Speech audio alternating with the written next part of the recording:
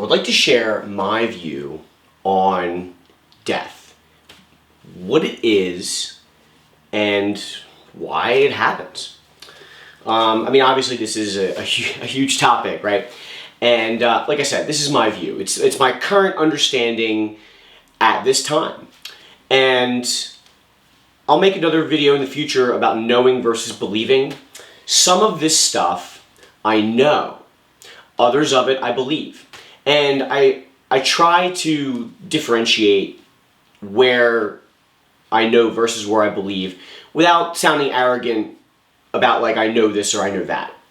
Because really, like, all this information is built and constructed so that you yourself can experiment with it for free and develop your own relationship with the creator being, right?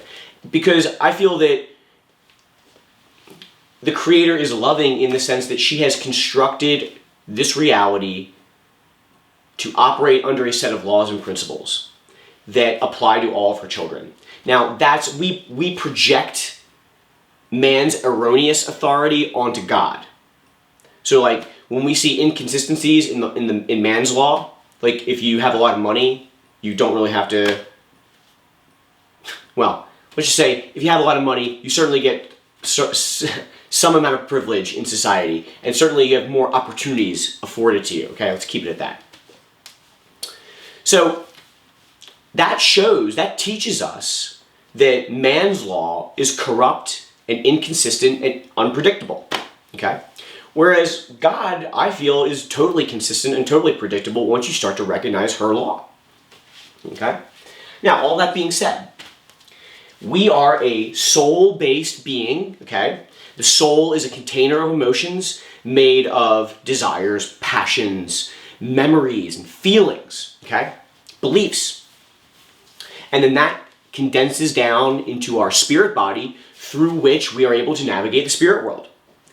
And also animate our physical body, okay? So the outer circle represents the soul, the inner circle represents the spirit body, and the little stick person represents the physical body, okay?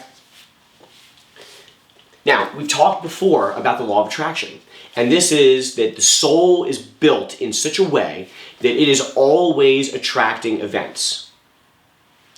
Oftentimes, because we are in such error, we are always attracting what we perceive to be negative events.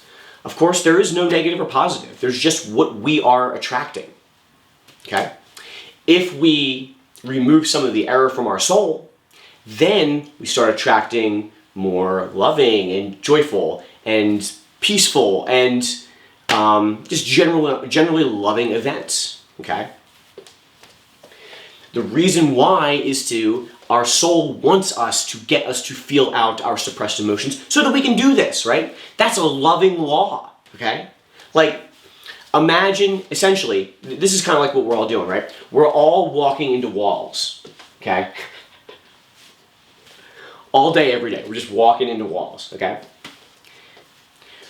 You can think of our soul as like an electromagnetic compass, slowly and subtly pulling us. You're going the wrong way. You're going the wrong way, okay? Turn this way. Turn this way. Turn this way. That's what it's like, okay? Now, you can keep hitting yourself in the wall, but the problem is the more we use man's inventions to suppress our law of attraction, right? It intensifies. And then we start attracting even bigger events. In a lot of cases, physical death, right? The virus is going around, right? Everyone with pre-existing conditions is in fear. I encourage them to feel their fear and not project anger onto others for not meeting their demands about how to live their life. Because again, if we take responsibility for everything that happens to us, that empowers us. And then we can start working through our emotions to grow in love. Okay, so death is the expiration of the physical body. That's how I know death to be in this place, okay?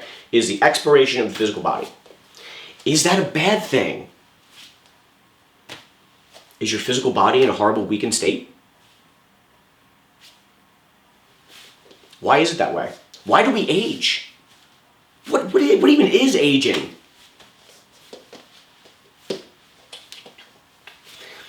It's when the spirit body no longer has enough energy or life force to animate the physical body.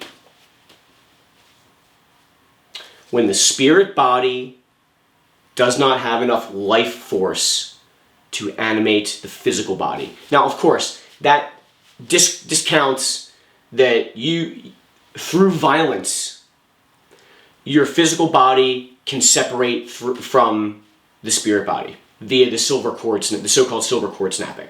Okay. But essentially, like even if you do die by violence, if you were a celestial, which we talked about in the previous episode about evolving, God's view of evolution, you actually would have enough life force to repair yourself instantly.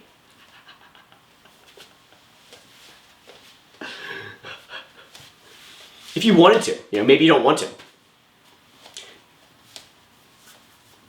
So if this is the soul, right? What happens is as we are full of false beliefs from the Creator's perspective, our soul begins to shrink, okay? And as our soul shrinks, it is sending less life force to the spirit body, which in turn sends less life force to the physical body. What do I mean by life force? Do I mean steak and potatoes? No. Do I even mean light? No. There's a higher form of energy than that. It is the Creator's love. The truth is,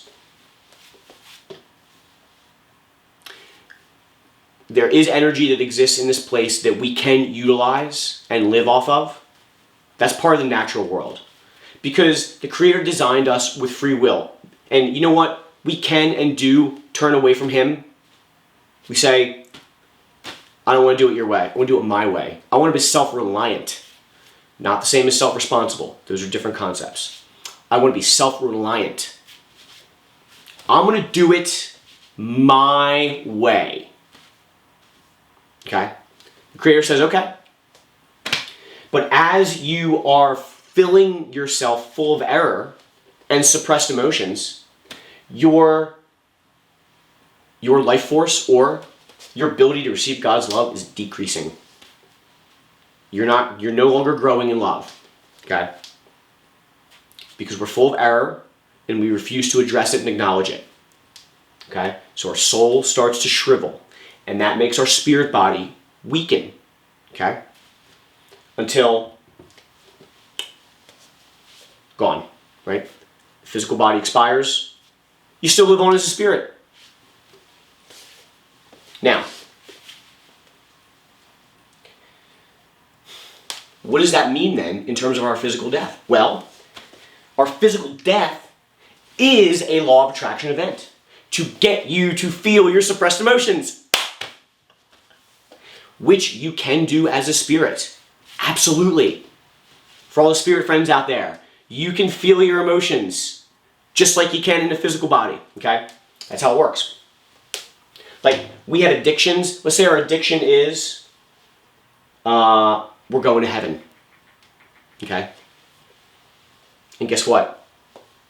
When you separate from your physical body, when your physical body expires, and you go to the state of the spirit world that corresponds with your current vibratory state, most people end up in what we refer to as the hells.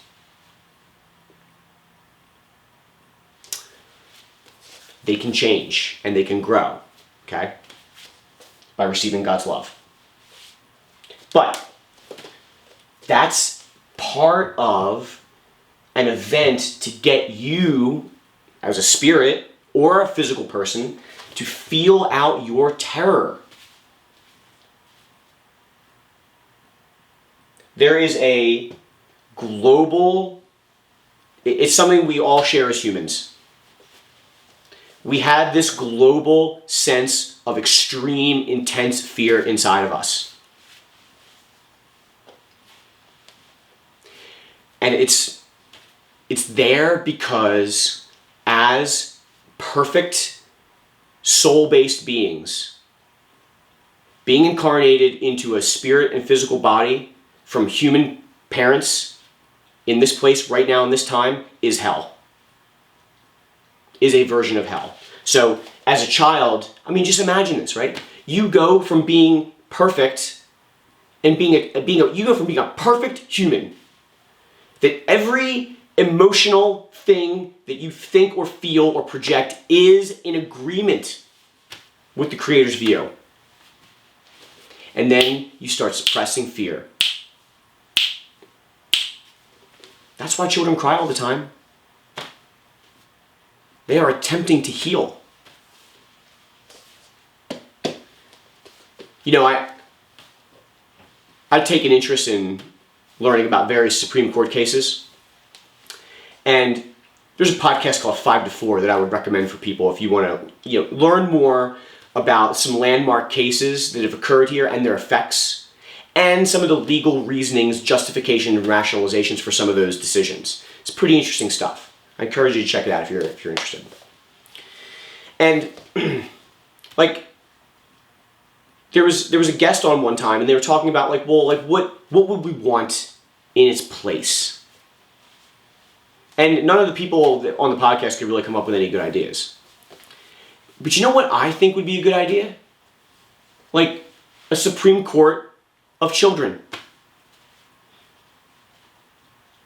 There's no... What does the word "the" mean in this context, There's none of that bullshit. They just feel. Is this loving behavior or is it non-loving behavior, They don't need an intellect to know. But as children, we end up taking on all the false beliefs of everyone around us. And then we don't even know that God's love is available to us, nor do we want to admit it. And then our soul shrivels and our physical body dies, okay? When we prolong physical death, you're actually darkening your own condition, okay? So for a person with many so-called pre-existing conditions, these are manifestations of errors from your soul. It's emotional material in your soul that is out of harmony with the Creator's view of love. This is not my personal view. This is the Creator's view we're talking about here, okay? And then that condenses down into the spirit body that creates all sorts of blockages, okay? Prevents energy from flowing as it should. And these energy blockages then metastasize or manifest themselves in the physical as what we refer to as disease. Okay? So it's actually your soul attempting to get you to stop and feel out your own pain.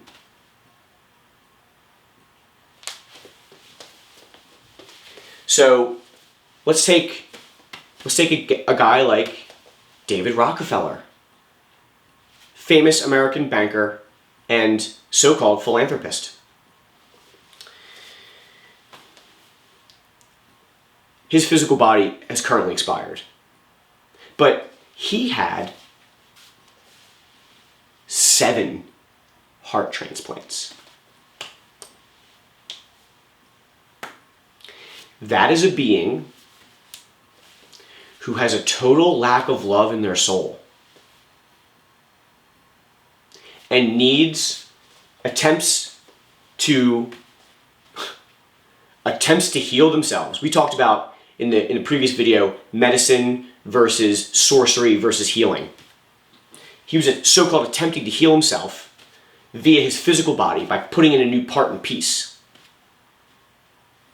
And that'll work temporarily, because that's not really healing, that's actually sorcery. not addressing and taking responsibility for his own decrepit emotional state.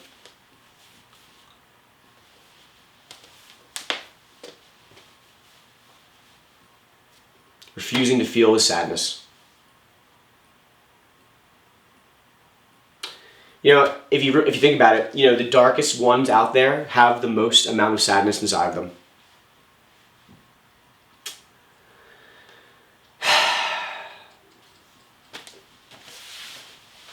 So, let's take David Rockefeller as an example, okay? If his physical body expired after his heart expired, he would not have been able to continue to enact his non-loving behavior on millions of people on this planet.